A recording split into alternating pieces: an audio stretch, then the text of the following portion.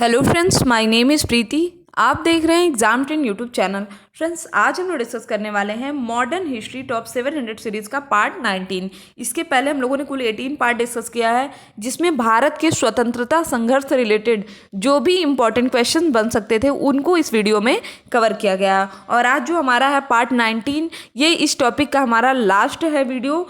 तो जिन लोगों को ये वीडियो देखना है वो लोग एग्ज़ाम ट्रेंड चैनल में जाएं और प्लेलिस्ट में विजिट करते हुए इस पूरे टॉपिक को देख करके अपने मॉडर्न हिस्ट्री के पोर्शन को काफ़ी मजबूत कर सकते हैं। तो आइए देखते हैं हमारा पहला क्वेश्चन क्या है। हमारा पहला क्वेश्चन है कि भारत के विभाजन का बाल्कन प्लान उपज था किसके दिमाग की। तो बाल्कन प्लान नाम थोड़ा आपको नया लग रहा होगा, लेकिन इसमें कुछ नया नहीं है। जो माउंटबेटन योजना थी उसी को क्या कहा जाता है, उसी को कहा जाता है बाल्कन प्लान। इस योजना को बनाने के लिए 3 लोगों का हाथ था। कौन कौन? सर हेस्टिंग्स इस्मा, जॉर्ज एबल और माउंटबेटन। इस योजना को, माउंटबेटन योजना को पहले बाल्कन योजना या इस्मा योजना के नाम से जाना जाता था। तो याद रखिएगा, सही आंसर क्या होगा हमारा? लॉर्ड माउंटबेटन के मस्तिष्क की उपज थी बाल्कन प्लान।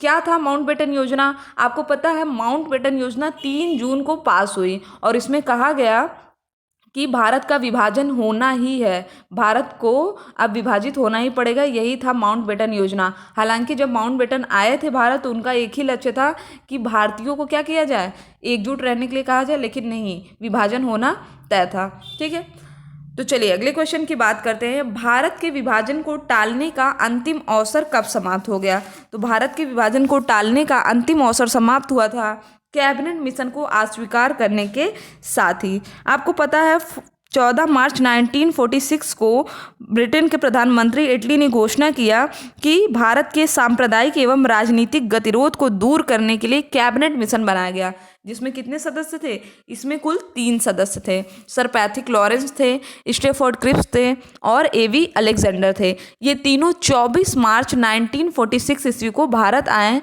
और भारत में बहुत से नेताओं से मिल करके उन्होंने अपना यह प्लान समझाया। फलस्वरूप क्या हुआ कि 16 मई 1946 को एक अंतरिम सरकार की स्थापना हुई थी। अब देखिए यहाँ से ये सब जो टॉपिक है, कैबिनेट मिशन, अंतरिम सरकार, वेवेल योजना, इन सब से क्वेश्चंस बहुत आते हैं। तो अगर आपको वीडियो देखना है तो आप लोग पीछे के सभी पार्ट्स को एक बार देख डालिए, क्योंकि वहाँ पे पर्टिकुलर जो भी टॉपिक आता है तो पहले आपको बहुत ही अच्छे से डिस्क्राइब किया गया है। ठीक है, तो हमारा सही आंसर क्या होगा इसमें? Option number C.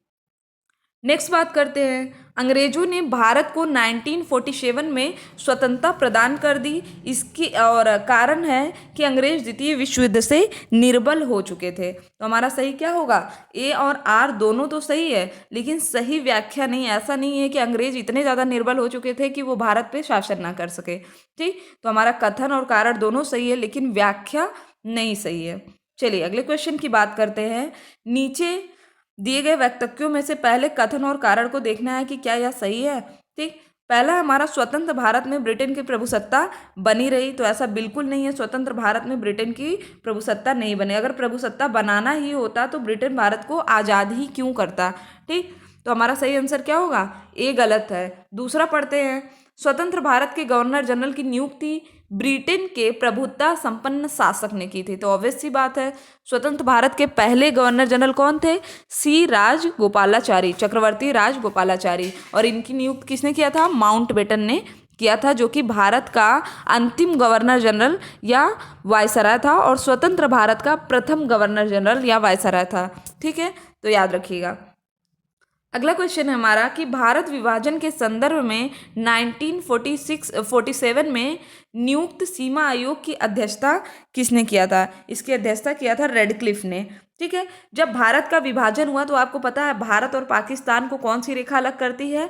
तो रेडक्लिफ रेखा अलग करती, क्योंकि ठीक है हमने विभाजन करके 2 राष्ट्र तो बना दिया, लेकिन जब तक सीमा का निर्धारण नहीं होता तब तक क्या होता? इंडिया और पाकिस्तान में लड़ाई होती ही रहती। तो इसलिए इसी क्वेश्चन से आपको याद आना चाहिए कि भारत और पाकिस्तान के बीच कौन सी रेखा है?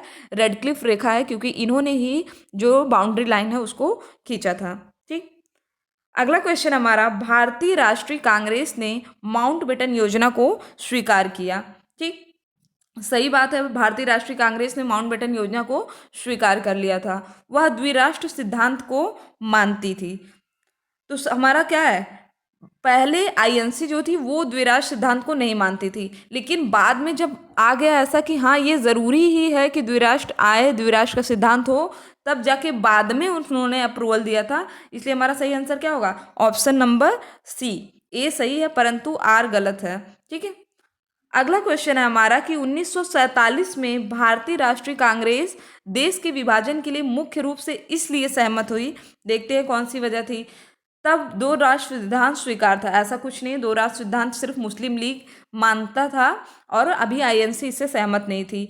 हमारा दूसरा है कि ब्रिटिश सरकार द्वारा थोपा गया था, ऐसा कुछ नहीं, ब्रिटिश सरकार ने ये नहीं थोपा कि भारत का विभाजन हो। तीसरा, वे बड़े पैमाने पर संभावित सांप्रदायिक दंगों से बचना चाहते थे। बिल्कुल सही बात है, सांप्रदायिक दंगों से बचने के लिए ही भारत का विभाजन किया गया है। ठीक, तो याद रखिएगा क्यों किया गया। आपको पता है मुस्लिम लीग ने क्या किया? 29 जून 1946 को एक शिष्टमंडल योजना में कहा कि अब हम क्या करेंगे, डायरेक्ट एक्शन लेंगे, और 16 अगस्त को सीधी कार्यवाही दिवस मनाया जाता है। ठीक है, यहाँ पे इतने ज़्यादा दंगे हुए थे सीधी कार्यवाही दिवस मनाए जाने के कारण। ठीक, तो इस वजह इसमें करीब 1,80,000 लोग मारे गए थे। तो मेन मुद्दा क्या था कि हमें दंगों से बचना है, इसीलिए भारत के विभाजन के लिए कांग्रेस तैयार हुई। ठीक है, तो काफ़ी इंपॉर्टेंट क्वेश्चन है, याद रखिएगा कि कांग्रेस भारत विभाजन के लिए क्यों तैयार हुई। उसका रीज़न यही था, दंगों से बचना चाहती थी कांग्रेस। ठीक, अगला क्वेश्चन देखते हैं। अगला क्वेश्चन हमारा, नई दिल्ली में 1947 में जो आयोजित हुआ था अखिल भारतीय कांग्रेस समिति की बैठक में निम्नलिखित में से किसने विभाजन के प्रस्ताव का समर्थन किया था? तो विभाजन के प्रस्ताव का समर्थन किया था अबुल कलाम आज़ाद ने, क्योंकि यह जानते थे कि दंगे तो होने ही होने हैं। मुस्लिम लीग का काफ़ी दिनों से मांग चल रही थी कि हमें एक अलग राष्ट्र चाहिए, तो इस वजह से इन्होंने कहा कि ठीक है भारत का विभाजन हो जाना चाहिए। ठीक, अगला क्वेश्चन हमारा, निम्नलिखित में से किसने 1947 के कांग्रेस कमेटी की बैठक द्वारा विभाजन के प्रस्ताव के पारित होने को राष्ट्रवाद का संप्रदायवाद पक्ष में समर्पण के रूप में ले लिया था?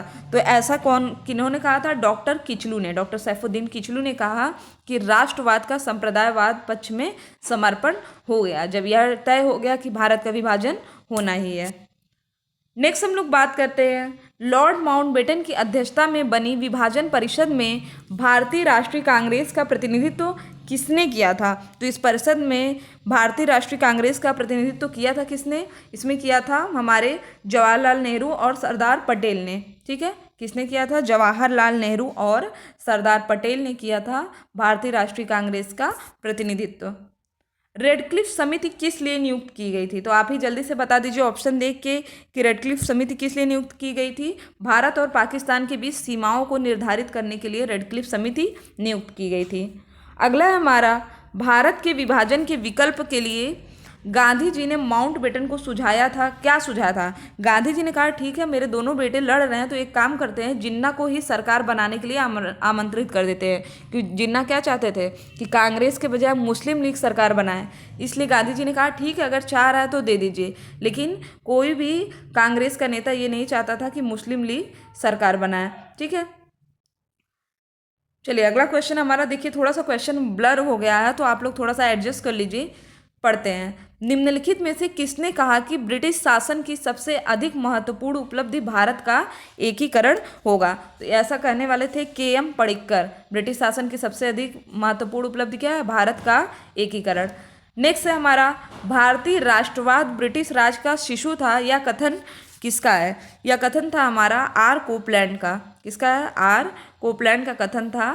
ठीक, नेक्स्ट बात करते हैं, 14-15 अगस्त 1947 की मध्य रात्रि केंद्रीय असेंबली में इकबाल का गीत था हिंदुस्तान हमारा तथा जनगण मन किसने गाया था? या गाया गया था एम.एस. सुब्बा लक्ष्मी के द्वारा। इंपॉर्टेंट क्वेश्चन है। ठीक है, किसी को पता भी नहीं होगा, बहुत कम ही लोग को इसके बारे में याद होगा कि किसने गाया था, एम.एस. सुब्बा लक्ष्मी ने। उसके बाद हमारा आप देखिए जितने भी क्वेश्चन है, क्योंकि मैंने कहा कि ये हमारा लास्ट पार्ट है तो देखिए अब भारत को आज़ाद हम लोगों ने यहाँ से करा दिया। ठीक, तो मध्य रात्रि को अंतरिम संसद के रूप में किसने सत्ता ग्रहण किया था? सत्ता ग्रहण किया था संविधान सभा ने। किसने किया था? संविधान सभा ने।